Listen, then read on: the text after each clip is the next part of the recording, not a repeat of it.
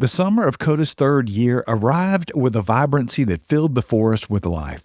The trees were lush and green, their branches heavy with new growth, and the air hummed with the sounds of creatures busy with their own lives. For Koda and his family, the season marked a special time, the gathering of nearby Sasquatch clans, a tradition that allowed the clans to trade, share knowledge, and strengthen the bonds between their families. It was a time for both celebration and preparation, an opportunity to work together to ensure everyone's survival through the winter. Koda had heard stories about these gatherings from Omaki and Terran, who spoke of the distant clans that would travel through the dense forest to meet at the heart of the Olympic Peninsula. He had never been a part of one himself, but he could feel the excitement and anticipation in the air. Koda and Asha prepared, teaching him the customs and etiquette of these meetings. The gathering would be a chance to learn from others, to share their strengths, and to contribute to the welfare of the entire Sasquatch community. As dawn broke over the forest, the clan set out, following familiar trails that led to a vast clearing surrounded by towering trees that sheltered them from the wind.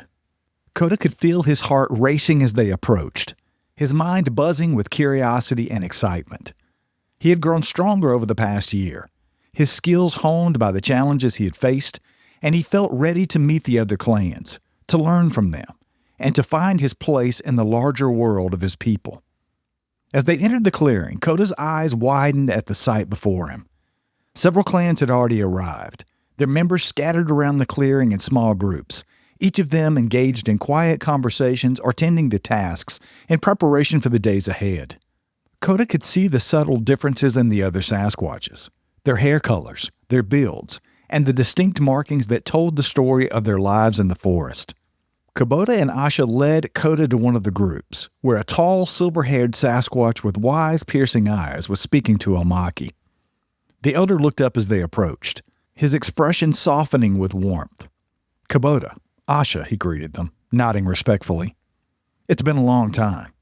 Koda smiled, clasping the elder's shoulder in greeting. "It has, old friend. This is my son, Koda."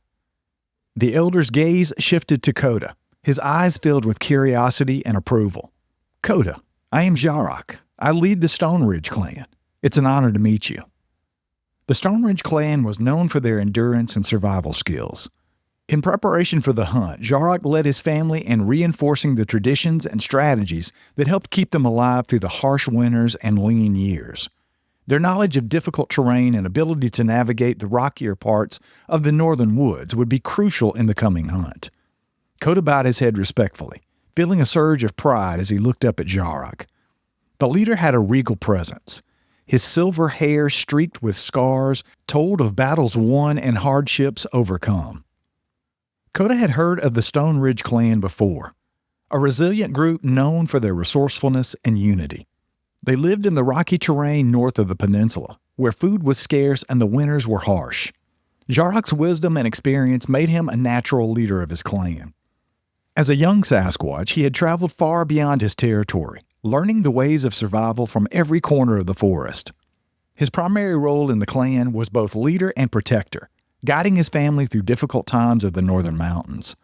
Jarak was deeply respected and his presence commanded attention. Beside Jarak stood two younger Sasquatches, his sons, who regarded Koda with interest. The elder of the two, a broad-shouldered Sasquatch named Roken, had the hair color of burnt sienna, his gaze steady and calm. He was known for his strength and endurance, a hunter who could travel for miles without tiring. His broad shoulders and powerful frame allowed him to take down large prey, often single-handedly when necessary. Roken was quiet and introspective, often lost in thought, but his loyalty to his family was unwavering. His tracking abilities and patience made him an invaluable asset during these hunts, especially in the treacherous northern woods. His brother, Sika, was leaner and his hair was on the darker side, almost black, with eyes that sparkled with an intelligence and curiosity. Sika was a skilled tracker, known for his sharp senses and his ability to navigate the thickest of terrain. Sika's curious and adventurous spirit led him to explore beyond their territory, where he learned to navigate new terrain and identify subtle signs of animal presence. His skills would be essential in scouting the area for moose trails, finding water sources, and ensuring the clan's safety. Jarok introduced them, his voice filled with pride. "These are my sons, Roken and Sika. They will be joining the hunt, as will I. It has been some time since we've hunted together." Koda greeted them, feeling a connection with Sika, whose curiosity and agility reminded him of his own. Roken, though more reserved, gave Koda a respectful nod, and Koda sensed the strength and reliability in his presence. Jarok's mate, Myra, was the clan's healer, her knowledge of herbs and natural remedies unmatched. Her gentle demeanor and nurturing nature made her beloved within the clan, and even among the other clans her skills were highly respected. She carried a pouch of dried herbs and roots with her, always prepared to treat wounds or illness that may arise. Myra would offer her skills to anyone in need during the gathering, sharing her knowledge with younger Sasquatch interested in herbal medicine. Lura and Tarek, Roken and Sika's younger siblings, were only a few years apart, both full of curiosity and eagerness to learn from their older family members. Though they were still too young to participate in the hunt, they helped in small ways, collecting supplies and observing the clan's activities. Lura idolized Sika, often trying to mimic his tracking skills, while Tarek had a deep admiration for Roken and wanted to be a great hunter himself someday. As they spoke, another group approached, a family with a striking appearance, their hair a rich russet hue that gleamed in the sunlight. At their head was Marla, the matriarch of the Red Valley clan, known for her warmth and wisdom. She was accompanied by her mate Torik, a sturdy and gentle Sasquatch with a calm demeanor. Their daughter Nira was young, around Koda's age, her bright eyes filled with a sense of adventure and wonder. Marla greeted Omaki and Taryn with a warm smile. "It is a blessing to be together again," she said, her voice soft and soothing. "We have much to share." Koda exchanged a shy greeting with Nira, who smiled back, her curiosity mirroring his own. She had grown up in the lush valley south of the peninsula, a place where the forest was dense and the rivers ran clean and cold. Her clan was known for their knowledge of plants and herbs, and Marla was a skilled healer in her own right who often traded her remedies with other clans in exchange for food and resources. As more clans arrived, the clearing buzzed with energy and anticipation. Koda took in the sight of each new face, learning their names, their stories, and the unique skills they brought to the gathering. There was Tyrek, the fierce but kind-hearted leader of the Riverbend clan, whose people were expert fishers and had the uncanny ability to find hidden water sources even in the driest seasons. And there was Laura, a quiet and contemplative Sasquatch from the Mistwood clan, whose family lived in the misty, shadowed forest on the eastern edge of the peninsula. Her knowledge of the forest's hidden paths was unmatched, and her people were known for their ability to move undetected through even the densest underbrush. Koda felt a sense of awe and belonging as he listened to the stories of each clan, understanding for the first time the vast network of families that shared his world. These clans were his people, connected by a shared history and a mutual respect for the land that sustained them. He could feel a sense of pride and strength that bound them together, a bond that would guide them through whatever challenges lay ahead.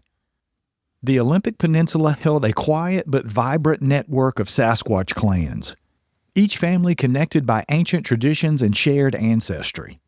When they gathered each summer, it was more than a mere meeting. It was an annual renewal of bonds, a celebration of their existence in a world that often threatened their survival. This gathering brought together 4 clans, each with its own customs, strengths, and colorful personalities. As the clans settled into the clearing, Koda took the opportunity to learn the names and roles of each member as they arrived. It was rare to see so many of his kind at once, and the experience filled him with awe and excitement. The Red Valley clan, led by Marla, brought a sense of warmth and healing energy to the gathering. Living in a fertile valley south of the peninsula, their territory was rich with plant life, and they had developed a deep understanding of the forest's natural resources. They specialized in foraging, gathering plants and herbs for both food and medicine, and their knowledge was invaluable to the other clans. As the matriarch, Marla held the role of healer and spiritual leader within her clan. Her russet hair and calm demeanor gave her an air of gentle wisdom. Marla had taught each of her family members about the forest plants and their uses, instilling a respect for nature that guided their every action. Known for her remedies, she often shared her knowledge with the other clans, and her presence was a calming force during the gatherings. Marla's mate Torek was responsible for scouting and foraging within their territory. His ability to find food even in the most barren stretches of land had sustained their clan through difficult seasons. Torek's sturdy build and keen sense of smell allowed him to locate edible plants and water sources from a distance. During the hunt, he would work with Sika to locate the best trails and ensure the clan's safety. Nira, Marla's daughter and Koda's age, was an apprentice healer under her mother's guidance. Though still learning, she showed a natural talent for identifying and using medicinal plants. Her curiosity and eagerness to learn endeared her to the older members, and she spent much of her time collecting plants and assisting Marla with her healing preparations. Nira was adventurous, always eager to join the others in their exploration, and she formed a quick friendship with Koda, sharing her knowledge of plants and herbs. Kerr and Miko, younger relatives of Marla and Torek, were skilled foragers and essential members of the clan's daily life. Kerr was analytical and meticulous, often memorizing the locations of specific plants and mapping the valley in his mind. Miko, his sister, was more impulsive but had the intuitive sense of direction and uncanny ability to locate food sources. They would assist in preparing traps for the hunt and ensuring that they gathered herbs and roots that were shared with the other clans as needed. The Red Valley clan's deep understanding of plants and natural resources made them invaluable during the gathering.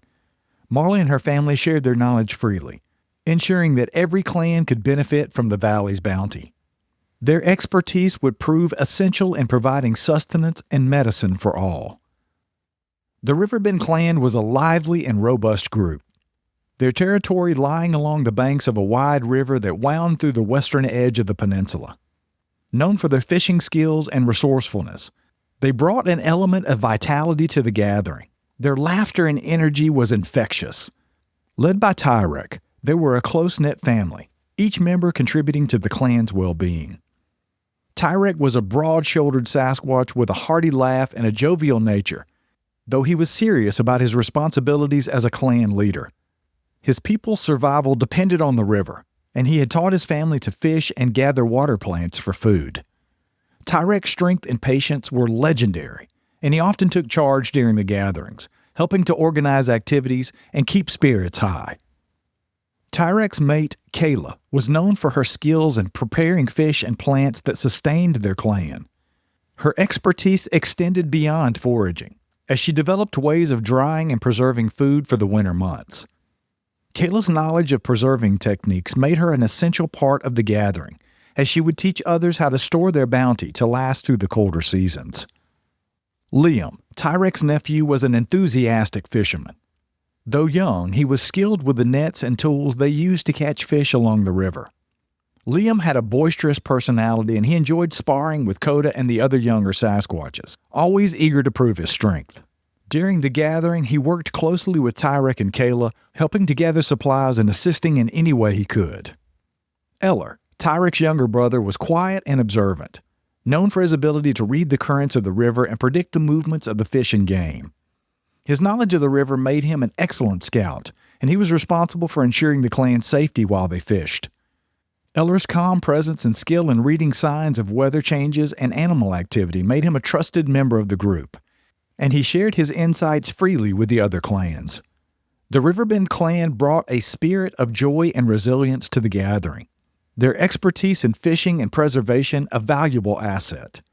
They shared their techniques with the other clans, ensuring that everyone could make the most of the river's resources. The Mistwood clan was the most elusive of the groups, hailing from the eastern side of the peninsula where the forest was dense and filled with shadows. They had adapted to moving silently, navigating through the fog and the mist with ease. Led by Laura, a soft-spoken matriarch with an aura of mystery, the Mistwood clan was known for their exceptional stealth and ability to disappear into the forest. Laura had a quiet authority that commanded respect. She was small in stature, but agile, her dark hair blending seamlessly with the shadows. Laura's knowledge of the forest paths were unmatched, and she taught her clan to move silently and to avoid detection. Her primary role was a scout, ensuring that the family remained unseen by humans and predators alike. Laura's mate Bara was both an herbalist and a hunter, his deep understanding of the forest's plant life making him invaluable to the clan. He had taught his family how to find edible plants and medicinal herbs, and he worked closely with Marla of the Red Valley clan to exchange knowledge of healing. Bara's quiet strength and resilience made him a beloved figure within the clan. Talon, Laura's oldest son, was a skilled hunter with a sharp sense of smell and keen eyesight. His role was to track game and set traps, often working alongside Roken of the Stone Ridge clan. Talon was serious and focused, his commitment to the clan unwavering. He had a quiet rivalry with Roken, and the two often challenged each other to see who could bring down the larger game. Sari, Laura's daughter, was the most elusive member of the Mistwood clan. She moved through the forest like a ghost, her steps silent and her movements graceful. Sari was often tasked with scouting the boundaries of their territory, and her ability to move undetected made her invaluable in gathering information. During the gathering, she shared her knowledge of stealth with the younger Sasquatch, teaching them how to disappear into the shadows when needed. The Mistwood clan's expertise in stealth and survival allowed them to contribute to the hunt in unique ways. They scouted the area, ensuring that the hunting grounds were clear and that the clans would not be detected by any wandering humans. As the sun began to set, the clan leaders gathered to discuss the main purpose of their meeting, the Great Hunt.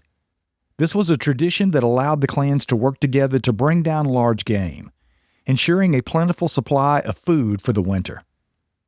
The leaders spoke in low voices, discussing the strategy and assigning roles, their gazes serious and focused.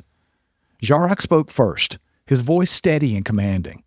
The moose have been plentiful this year, moving closer to the river where we have easier access. We will need a coordinated effort to take down enough to feed all of our clans. Terran nodded, his gaze sweeping over the gathered Sasquatch. Each clan will contribute its strengths. The Stone Ridge clan will drive the moose towards the river, using their endurance and strength to keep the herd moving in the right direction. Marla stepped forward, her expression calm and confident. The Red Valley clan will be ready with traps along the river's edge. We've scouted that area and marked the best spots for an ambush. Omaki nodded approvingly, glancing at the young Sasquatch who would be joining the hunt. Our younger ones will watch and learn, assisting where needed and staying close to their families. Koda felt a thrill of excitement as he listened to the plan, eager to be a part of such an important event. This would be his first hunt with the other clans, a chance to prove his skills and contribute to the welfare of his people. He glanced at Sika and Nira, who were equally excited, their eyes bright with anticipation. With the roles assigned, the clans dispersed to prepare for the hunt. Koda joined his family as they reviewed their own rules, gathering tools and weapons they had crafted from stone and wood. Kubota showed him how to sharpen the edges of a stone blade, explaining the importance of having a strong weapon when hunting large game. This hunt will be unlike anything you've ever done, Kubota said, his voice filled with both pride and caution. Remember to stay with the group and follow the plan. There is strength in unity. Koda nodded, absorbing his father's words. He felt a sense of responsibility settle over him, knowing that this hunt was not just for his family, but for the entire community. It was a test of his skills, his courage, and his loyalty to the clan. The next morning, the clans gathered at the edge of the clearing, their forms blending in with the shadows as they prepared for the hunt. The air was thick with anticipation, a sense of purpose that filled each of them with determination. They moved in silence, their footsteps light and careful as they followed the trails that would lead them to the hunting grounds near the river. As they neared the area where the moose were known to graze, the clan split up into their assigned roles. Jarok and his sons took the lead, positioning themselves on the side of the clearing where they would drive the moose towards the river. The Red Valley clan spread out along the river's edge, setting up the traps and creating barriers that would funnel the moose into a narrow path. Koda stayed close to Kubota as he scanned the area, his senses on high alert. He could feel the presence of the other clans around him, each of them moving with precision and purpose. It was a carefully coordinated effort, a dance of strength and strategy that relied on the skills and instincts of every member. Jarok signaled to the others, and the hunt began. The Stone Ridge clan moved forward, their large forms creating a wall that slowly pushed the moose towards the river. The moose were massive creatures, their antlers stretching wide as they snorted and stomped, sensing the presence of the hunters. But the Stone Ridge clan was relentless, their movement steady and controlled, forcing the herd to move in the direction that they wanted. Koda watched in awe as the Red Valley clan sprang into action, their traps springing up as the moose approached the river. The large animals hesitated, their instincts telling them to flee, but the traps and barriers prevented them from escaping. The clans closed in, surrounding the herd in a precision that left no room for error. As the first moose broke free, Koda saw his moment. With a nod from Kubota, he moved forward, his body tense and focused. He felt the weight of his stone blade in his hand, its edge sharp and ready. The moose charged, its powerful legs propelling it forward, but Koda held his ground, waiting for the right moment. With a swift, practiced motion, he struck, his blade finding its mark. The moose stumbled, its massive form swaying as it fell to the ground. Koda felt a surge of pride as he looked at his father, who nodded in approval. The hunt continued, the clans working together to bring down several moose, their teamwork and skill evident in every movement. By the time that the hunt was over, the clearing was filled with the bounty of their efforts, a supply of meat and hides that would sustain them through the winter. As the clans gathered around their catch, the leaders met to discuss how the bounty would be divided. It was a solemn moment, one that required fairness and respect for the contributions of each clan.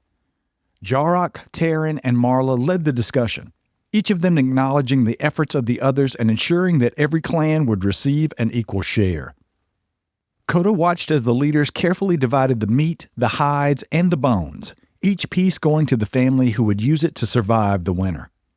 It was a moment of unity, a reminder of the strength that came from working together. As the last pieces were distributed, the clans gathered around the fire, sharing stories and celebrating their success. Koda felt a deep sense of belonging as he listened to the laughter and the voices of the people, each one of them bound together by the bonds of family, friendship, and survival. As the summer began to give way to fall, the clans prepared to part ways, each of them returning to their own territories to prepare for the oncoming winter. Koda felt a sadness as he said goodbye to his new friends, promising to see them again at the next gathering. But as he returned to his clan's territory, his heart was filled with pride and gratitude. He knew that he was part of something greater, a community that would stand by him, protect him, and teach him the ways of the forest. And as fall gave way to winter, the first snows began to fall. Koda looked forward to the future, knowing that he was ready for whatever challenges lay ahead. The snow blanketed the Olympic Peninsula in a thick, quiet shroud, muting the sounds of the forest and signaling the start of the harshest season of the year. The world had transformed overnight into a landscape of white, the trees weighted down with snow, their branches creaking under the weight. For Koda and his clan, this winter would be a test of their endurance, not only against the bitter cold, but also against the growing unease that lingered in the back of their minds. Adanowa's presence had been a distant threat for as long as Koda could remember. But with each winter, as food became scarcer and the nights grew longer, the fear of the rogue's return intensified. The stories told cast Adanowa as a ghostly figure who prowled on the edge of their territory, a lone shadow watching and waiting, a creature driven by rage and loss. And now, as Koda huddled close to his family in the warmth of their den, he could feel the weight of that threat pressing down on him. Omaki, ever watchful, had already gathered the clan to discuss the measures they would take to stay safe during the winter months. Every night, they would post lookouts, each member taking their turn standing guard, listening for any signs of movement in the forest beyond. They would ration their food carefully, venturing out only when necessary, and avoid leaving tracks that would lead a predator back to their cave. Despite these precautions, Koda would see the worry etched on the faces of his family. Koda and Asha exchanged glances filled with silent concern, and Taryn, though calm and composed, often stared into the distance as if he were waiting for some unseen enemy to appear. The clan's usual sense of unity and strength had taken on a tense edge, their movements cautious, their conversations laced with an undercurrent of fear.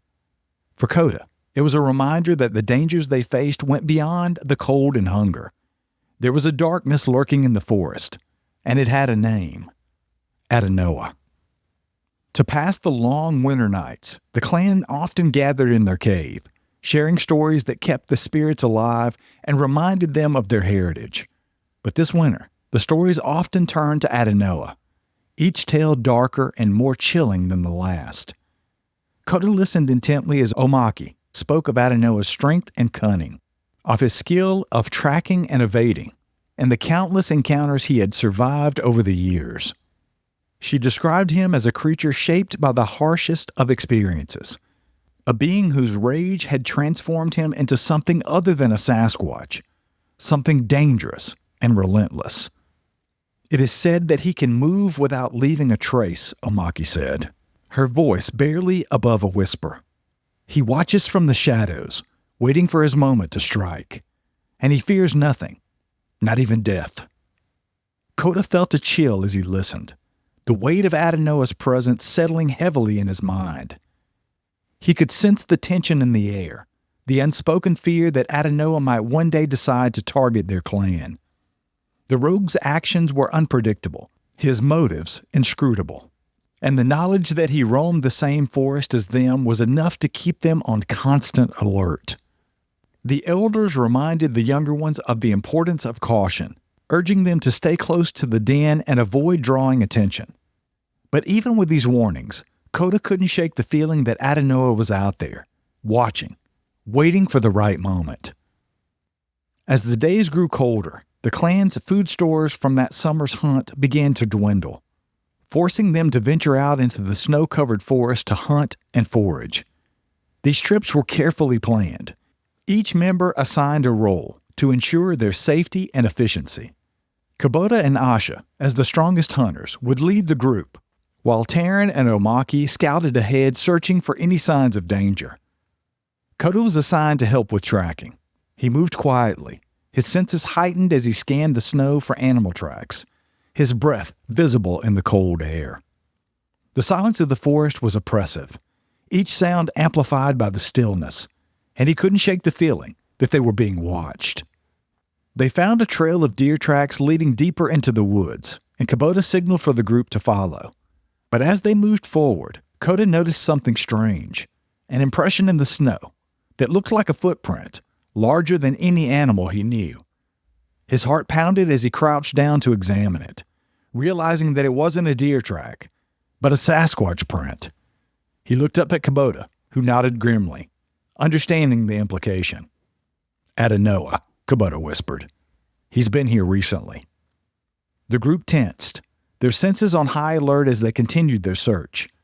They moved with caution, scanning the area for any signs of the rogue's presence, but the forest remained silent, as if it were holding its breath.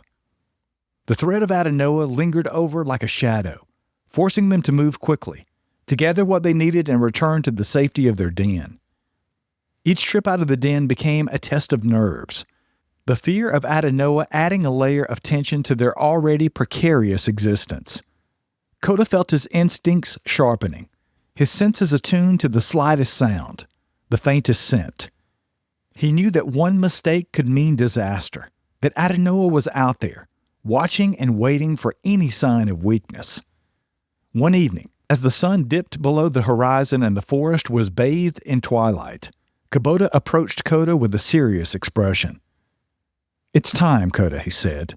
"Tonight, you will take your first turn at keeping watch." Koda felt a mixture of pride and apprehension as he nodded, understanding the responsibility that came with the role. He followed his father to the edge of the den, where they positioned themselves on a small ledge overlooking the forest.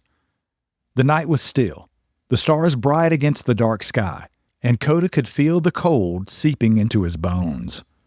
Koda showed him how to stay alert, how to listen to the subtle sounds of the forest and watch out for any signs of movement. They sat in silence, their breath visible in the frigid air, their eyes scanning the darkness. As the hours passed, Koda found himself drifting into a trance-like state. His senses focused on the forest around him. Every rustle of the leaves, every creak of a branch sent a jolt of adrenaline through him. But he reminded himself to stay calm, to trust his skills that he had learned. Just before dawn, as the first light began to filter through the trees, Koda heard a faint sound, a distant howl that sent a shiver down his spine. It was Adanowa's call, a low, mournful wail that echoed through the forest, a reminder of the presence and the threat that he posed. Koda held his breath, listening to the howl as it faded into silence. He glanced at Koda, who nodded solemnly, his expression a mixture of sadness and resolve. "That's his way of reminding us," Koda said. "He wants us to know he's still out there, watching." Koda felt a surge of determination as he listened to his father's words. He understood now that this winter would be a test of his courage and his commitment to his family. He would need to stay vigilant to protect his clan from the darkness that lurked in the forest. As the days passed, the clan worked together to develop strategies for staying safe and avoiding Adanowa's attention. Abaki and Taryn, with their wealth of experience, led the discussions, their voices calm and reassuring as they outlined the steps that each member would take in the event of an encounter with the rogue. They agreed to limit their trips outside the den, focusing on conserving their energy and rationing their food stores. Each member was assigned a specific role. Some would guard the entrance, others would gather supplies, and the young ones were taught to hide in specific spots within the cave where they would be safe. Koda listened intently, memorizing every detail, every instruction. He understood the gravity of the situation, the danger that Adanowa posed, and he was determined to do his part to protect his family. One afternoon, as the clan gathered, Taryn spoke of Adanowa's tactics, his methods of stalking and ambushing his prey. He explained how Adanowa used the forest to his advantage, moving through the shadows, leaving no trace. "He is cunning," Taryn warned, his gaze sweeping over the younger members. "He knows these woods as well as we do, and he has no mercy for those who cross his path. We must be prepared for anything." The clan listened in silence, each one feeling the weight of Taryn's words. Koda felt a renewed sense of purpose, a determination to stay strong and vigilant. He knew that the winter would be long and difficult, but he was ready to face the challenges ahead. One icy morning, as Koda and Koda ventured out to scout, they noticed a strange silence in the forest. The usual sounds of the birds and small animals were absent, and the air felt thick with tension. Koda motioned for Koda to stay close, his expression wary as they moved through the snow-covered trees. As they approached a clearing, Koda caught a faint scent on the wind, a musky, unfamiliar odor that sent a chill down his spine. He glanced at his father, who nodded, his eyes narrowing. "It's him," Koda whispered. "Adanowa has been here." They scanned the area, their senses on high alert, but there was no sign of the rogue. The forest remained silent, the snow undisturbed, and yet Koda could feel the weight of Adanowa's presence, as if he were watching from the shadows. They quickly gathered what they needed and returned to the den, their hearts heavy with the knowledge that Adanowa was closer than they had realized.